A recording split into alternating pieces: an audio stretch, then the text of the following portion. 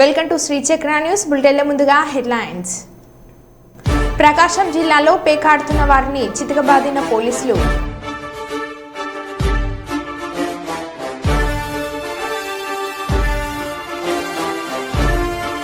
బాల కార్మికుల నిర్మూలనకు ప్రత్యేక శ్రద్ధ తీసుకోండి.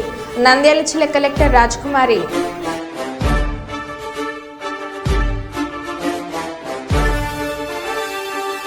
పెద్దపల్లి మండలం రంగంపల్లిలోని మహాత్మా జ్యోతి బాపులే బాలికల గురుకుల పాఠశాలను ఆకస్మికంగా తనిఖీలు చేసిన జిల్లా కలెక్టర్ కోయ శ్రీహర్ష.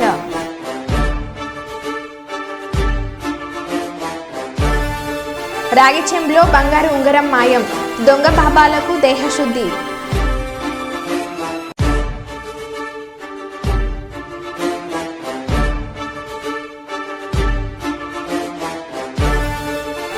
చిత్తూరు జిల్లా కుప్పంలో భారీగా తమిళ రేషన్ బియ్యం అదుపులోకి తీసుకున్న పోలీసులు.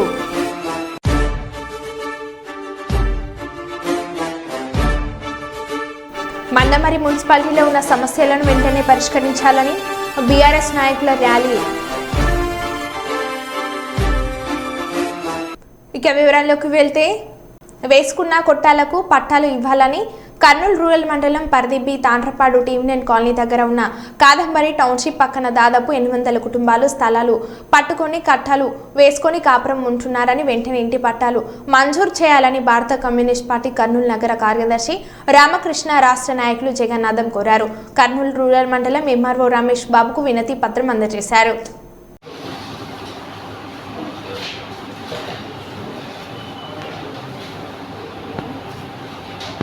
ఓకేనా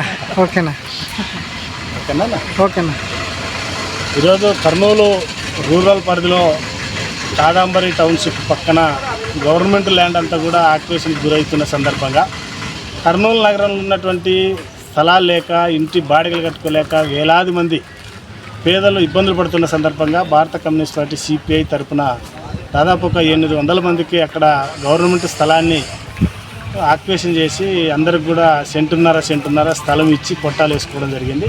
ఆ స్థలాలకు సంబంధించి ఇప్పుడు వేసుకొని దాదాపు 8 నెలలు సంవత్సరం కావస్తూ ఉంది. దానికి సంబంధించినటువంటి స్థలాలకి ఎన్ఓసి సర్టిఫికేట్ ఇవ్వండి అని చెప్పి ఇప్పుడు స్థానిక ఎంఆర్ఓ గారు రమేష్ బాబు గారికి రిప్రజెంటేషన్ చేయడం జరిగింది సిపిఐ పార్టీగా.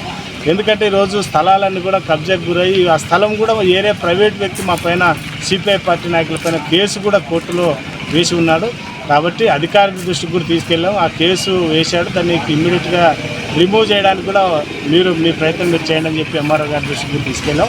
తక్షణం ఆ వైపున పరిష్కారం చేస్తామని చెప్పి కూడా సిపిఐ నాయకులు మాకు హామీ ఇవ్వడం జరిగింది. దీనికి సంబంధించినటువంటి అంశాలపైన భవిష్యత్తులో అక్కడ పేదలకు ఆ స్థలాలు దక్కే వరకు కూడా సిపిఐ పార్టీగా ఖచ్చితంగా పోరాటం చేస్తామని చెప్పి సందర్భంగా తెలియజేస్తాము. Okay sir, thank you sir.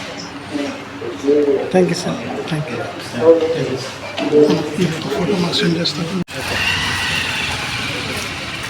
ఫోటోలు, వీడియోస్ అన్నీ కూడా మాకు పెట్టేస్తాను. దగ్గర. పెద్దపల్లి జిల్లా పెద్దపల్లి మండలం రంగంపల్లిలోని మహాత్మా జ్యోతి బాపులే బాలికల గురుకుల పాఠశాలను ఆకస్మికంగా తనిఖీలు చేసిన జిల్లా కలెక్టర్ కోయ శ్రీహర్ష. రంగంపల్లిలోని బీసీ గురుకుల పాఠశాల పూర్తి స్థాయిలో పరిశీలించిన కలెక్టర్ పరిసరాలను శుభ్రం చేయాలని సంబంధిత అధికారులకు సూచించారు. ఈ సందర్భంగా జిల్లా కలెక్టర్ కోయ శ్రీహర్ష మాట్లాడుతూ హాస్టల్లో అందించే భోజనం నాణ్యత పెంచాలని, విద్యార్థులకు రుచికరంగా వంటలు చేయాలని కలెక్టర్ అధికారులకు సూచించారు. వానాకాలం నేపథ్యంలో దోమల సమస్య రాకుండా పటిష్ట చర్యలు తీసుకోవాలని, హాస్టల్ ప్రాంగణంలో ఉన్న పిచ్చి మొక్కలను వెంటనే తొలగించాలని కలెక్టర్ ఆదేశించారు. ఈ పర్యటనలో జిల్లా కలెక్టర్ వెంట జిల్లా కన్వీనర్, గురుకుల ప్రిన్సిపల్ మణిదీప్తి, సంబంధిత అధికారులు తదితరులు పాల్గొన్నారు.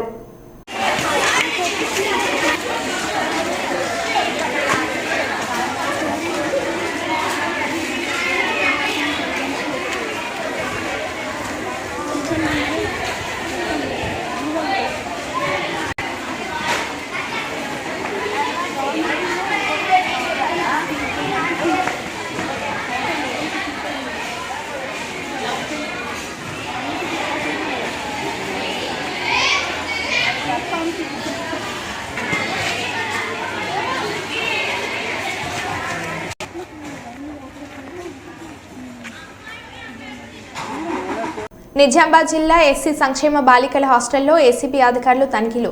ఏసీబీతో పాటు legal, metrology, sanitation, food inspector శాఖల అధికారులు సోదాలు. ప్రభుత్వం అందిస్తున్న సంక్షేమ ఫలాలు విద్యార్థులకు అందుతాయా లేదా అనే కోణంలో తనిఖీలు చేపడుతున్న అధికారులు హాస్టల్ విద్యార్థులకు నాణ్యమైన భోజనం, పుస్తకాల పంపిణీ, దుప్పట్ల పంపిణీ, పరిసరాల పరిశుభ్రత, వార్డెన్లు అందుబాటులో ఉండటం తదితర అంశాలపై అధికారులు ఆరా తీస్తున్నారు.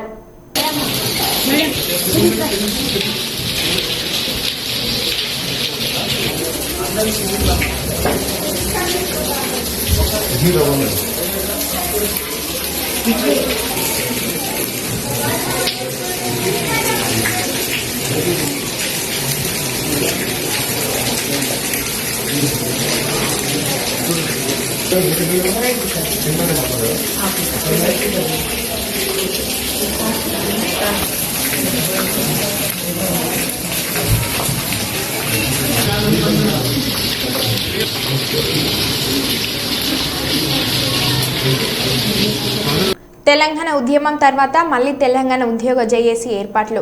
ఆ రోజు తెలంగాణ ఉద్యమం జేఏసీ ఏర్పాట్లు చేశాము. ఇప్పుడు ప్రభుత్వంపై పోరాడడానికి జేఏసీ ఏర్పాట్లు చేస్తున్నాం. మేనిఫెస్టోలో పీఆర్సీ, టీఏ, డిఏ అని అన్నారు. కానీ 9 నెలలు అయినా ఇంకా ఇవ్వలేదు. ఇప్పటికీ 4 డిఏలు ఇవ్వలేదు. సీఎం మమ్మల్ని కలిసి మా సమస్యలు పరిష్కరిస్తామని అన్నారు. కానీ ఇప్పుడు ఆయన కలిసే పరిస్థితుల్లో లేడు. ప్రభుత్వం మమ్మల్ని పట్టించుకోవడం లేదు. 1వ తేదీన జీతాలు అంటున్నారు. కానీ ఇంకా కొన్ని డిపార్ట్మెంట్లకు 1వ తేదీన జీతాలు రావట్లేదు. 15 రోజుల్లో మా భవిష్యత్ కార్యాచరణ ప్రకటిస్తాం.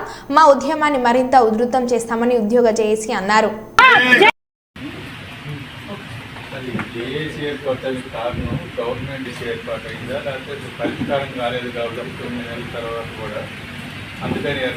కాకపోతే అప్పుడు గవర్నర్ ముఖ్యమంత్రి గారు ప్రతిపక్షం ఉన్నప్పుడు అందరూ కలుసుకుంటారు అప్పుడే చెప్పిండ్రు.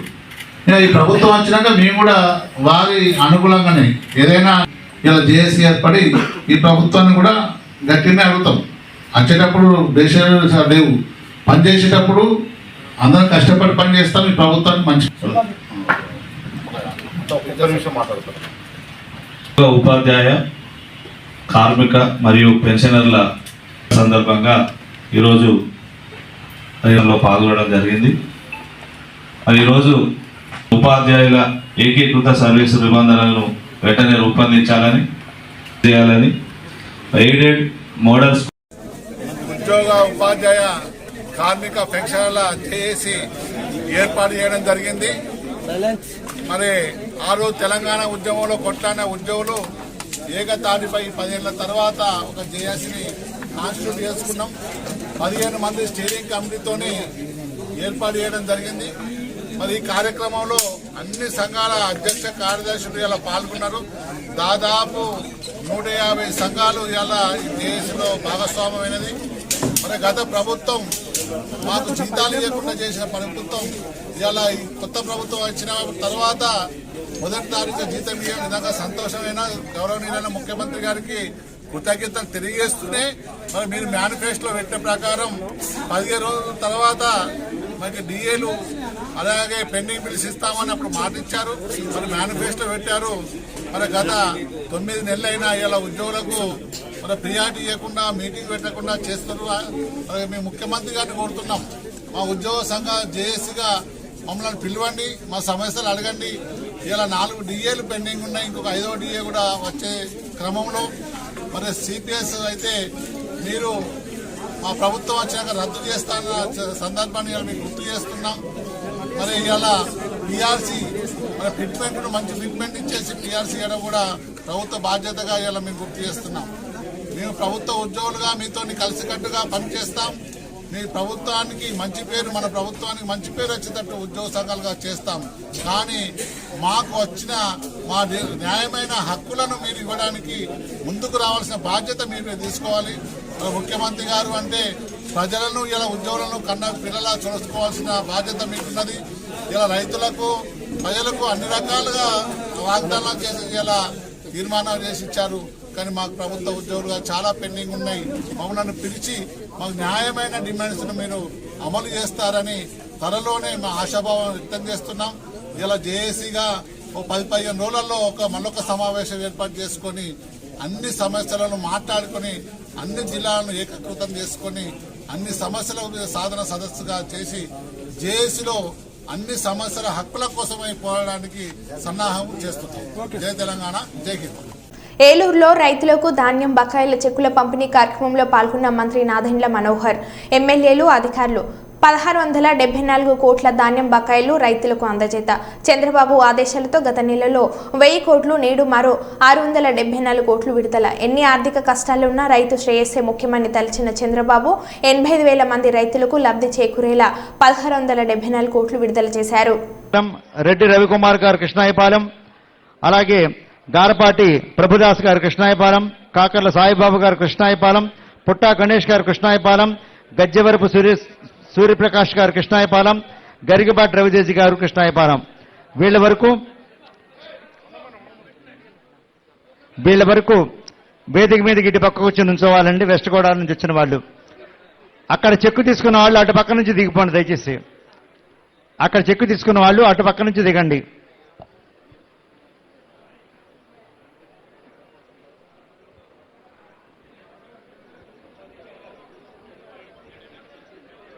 అలాగే vote of thanks by Shrimati P Dhatri Reddy గారు, జాయింట్ కలెక్టర్ ఏలూరు. ఏమన్నా అందరూ కూడా కిందకు వచ్చేయండి. చెక్కు తీసుకున్న వాళ్ళకి కిందకు వచ్చేయండి రైతులు. అలాగే వెస్ట్ గోదావరి వారు ముందుకు వెళ్ళండి. సార్ బాబు అటు తప్పుకోండి. ఇక్కడ వెస్ట్ గోదావరి రెడ్డి ప్రసాద్ గారు కృష్ణాయపాలెం, అలాగే విజయరామరాజు గారు జున్నూరు గ్రామం,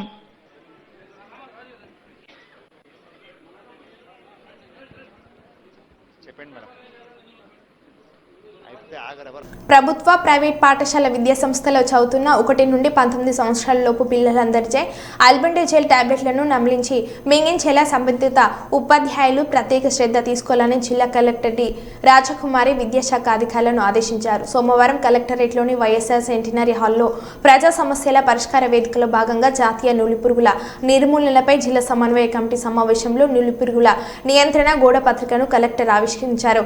అలాగే బాల కార్మికుల నిర్మూలనకు ప్రత్యేక శ్రద్ధ తీసుకోవాలని కలెక్టర్ సంబంధిత అధికారులను ఆదేశించారు. బాల కార్మికుల వ్యవస్థను నిర్మూలించేందుకు జిల్లాలో ఉన్న పరిశ్రమలు, హోటళ్లు, చెంచు గుండాలు, ఇతర కర్మాగారాల్లో పనిచేస్తున్న బాల కార్మికులను గుర్తించాలని సంబంధిత టాస్క్ ఫోర్స్ కమిటీ సభ్యులను కలెక్టర్ ఆదేశించారు. తల్లిదండ్రులు బడిగిడు పిల్లలందరినీ పనిలో పెట్టకుండా పాఠశాలకు పంపేలా చైతన్యం కలిగించాలని కలెక్టర్ అధికారులకు ఆదేశించారు.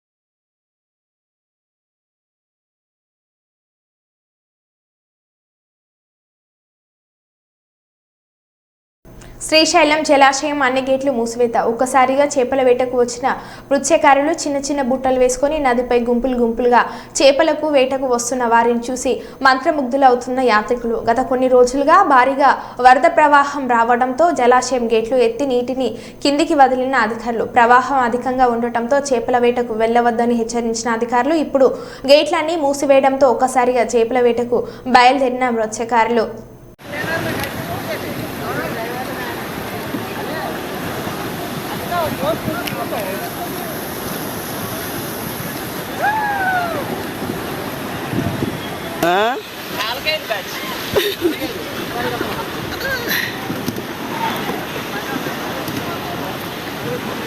వికారాబాద్ జిల్లా పగిరి మండల పరిధిలోని నాస్కర్ గ్రామంలో ఒక ఫాస్ట్ ఫుడ్ సెంటర్లో దొంగ సాధువులు భోజనం చేసి యజమానికి టోకరా వేశారు.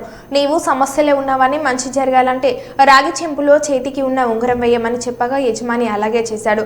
యజమానిని ఇంట్లోకి పంపించి వచ్చేసరికి రాగి చెంపుకు తెల్లబట్ట చుట్టాడు. రేపు ఉదయం వరకు చెంబు తెరవద్దని తెలపడంతో అనుమానం వచ్చి యజమాని చెంబు తెరిచి చూడగా అందులో రాయి ఉంది. మోసపోయానని గమనించి అరవడంతో చుట్టుపక్కల వారు దొంగ సాధువులను పట్టుకుని దేహశుద్ధి చేసి పోలీసులకు అప్పగించారు.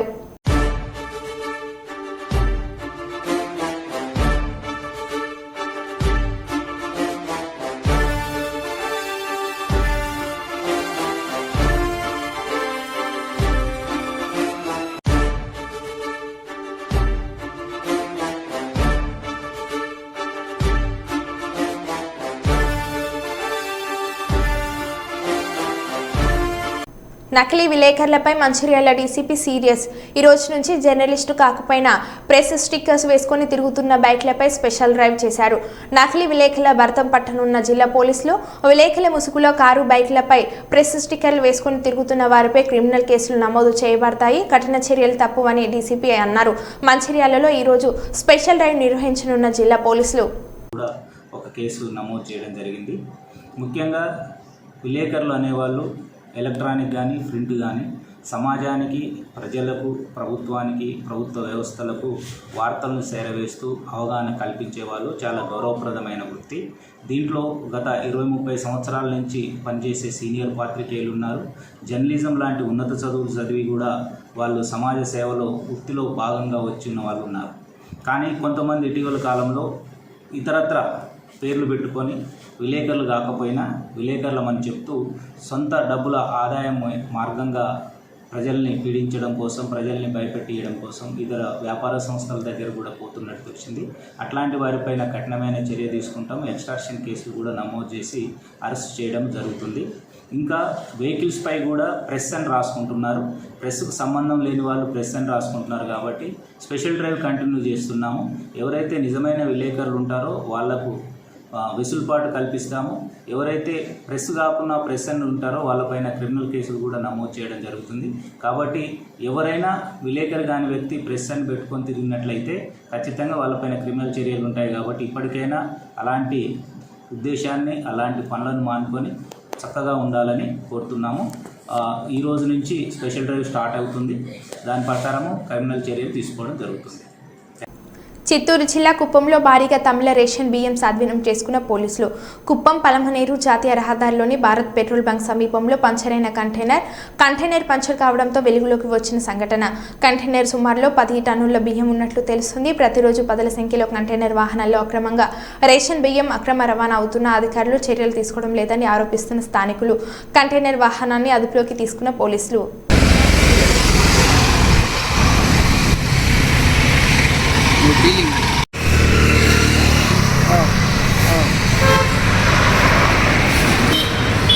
చేస్తాను.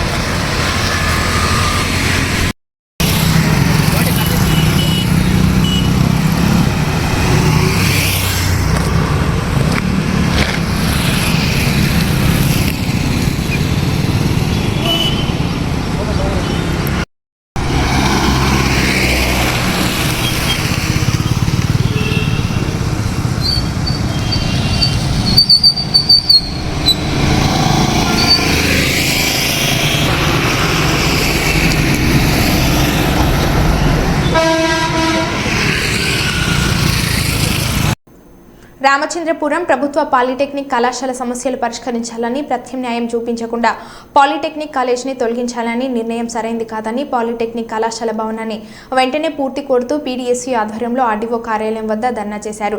పీడీఎస్యూ రాష్ట్ర సహాయ కార్యదర్శి బి సిద్ధు మాట్లాడుతూ రామచంద్రపురం ప్రభుత్వ పాలిటెక్నిక్ కళాశాల 2014లో కృతివెంటి పంతులు ఎండోన్మెంట్ భవనంలో క్లాసులు ప్రారంభించారని, ఆనాడు సుమారు 400 మంది విద్యార్థులు ఉండేవారని, ఈ గవర్నమెంట్ కాలేజీలో సౌకర్యాలు లేక ఏఐటీసీ నిబంధన ప్రకారం లేక సీట్లు తొలగించుకున్నారని, క్రమేపీ సీట్లు తగ్గుతూ వస్తున్నాయని, ఇప్పుడు 120 మంది విద్యార్థులు ఉన్నారని, కనీసం త్రాగడానికి కూడా వాటర్ లేదని ఎద్దేవా చేశారు. పాలిటెక్నిక్ కళాశాలలో ఇప్పుడు 120 సీట్లు ఉన్నాయని, సరైన సౌకర్యాలు, తరగతి గదులు, మరుగుదొడ్లు, తాగడానికి వాటర్ లేక, బోధన అధ్యాపకులు లేక తీవ్ర ఇబ్బందులు పడుతున్నారని అన్నారు. లేకుండా పాలిటెక్నిక్ కాలేజ్ తొలగించడాన్ని, లెక్చరర్ పోస్టులను, పాలిటెక్నిక్ కాలేజీలో లెక్చరర్ పోస్టులను, అనే సౌకర్యాలను సొంత భవనాన్ని పాలిటెక్నిక్ కాలేజీకి సొంత భవనాన్ని పూర్తి చేయాలి. తక్షణమే సొంత భవనాన్ని పరిష్కరించాలి. పాలిటెక్నిక్ కాలేజీ విద్యార్థుల సమస్యలను జిందాబాద్ విద్యార్థుల ఐక్యత,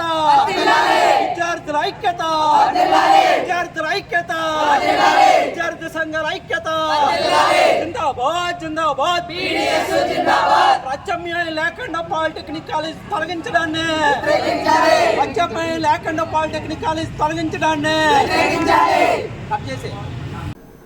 పంచాయతీ కార్యదర్శుల వీడ్కోలు సమావేశం. పంచాయతీ కార్యదర్శులు గతంలో విధులు ఏ విధంగా నిర్వహించారు, అదేవిధంగా కొత్త పంచాయతీ సెక్రటరీగా నియమితులు అవుతున్న వారు అదేవిధంగా కొనసాగించాలని పంచాయతీ కార్యదర్శులు అన్నారు.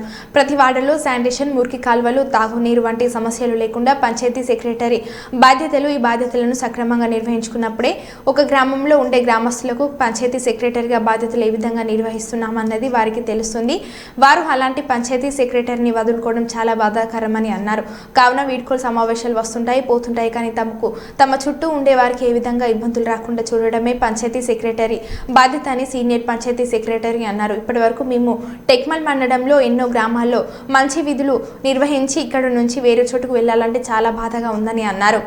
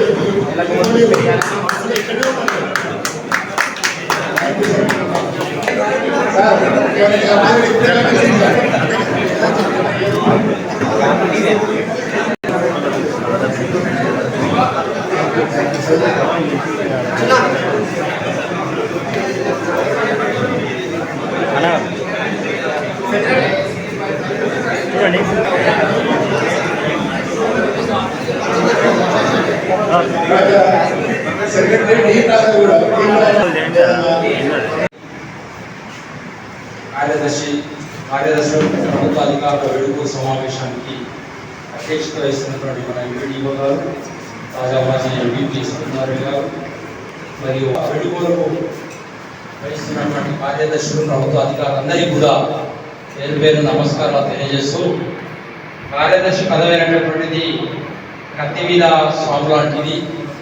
నిజంగా వాడు నిత్యం మనం చేసే పని ఒకటే, sanitation work, executive authority, sanitation కాదు కానీ ఎగ్జిక్యూటివ్ అథారిటీ. సో మనం ఏదైనా రెగ్యులర్ అయినా కాకపోయినా మనం చేసే జాబ్ ఒకటే కదా. సో అందరికీ నా యొక్క విన్నపం ఏంటంటే అందరం మనమే అంతా కలిసికట్టుగా ఉండండి, అందరికీ సహకారం చేసుకొని హ్యాపీగా నెక్స్ట్ ఫ్యూచర్ లైఫ్ లీడ్ చేసుకోవాలని నేను కోరుకుంటున్నాను. Thank you everybody.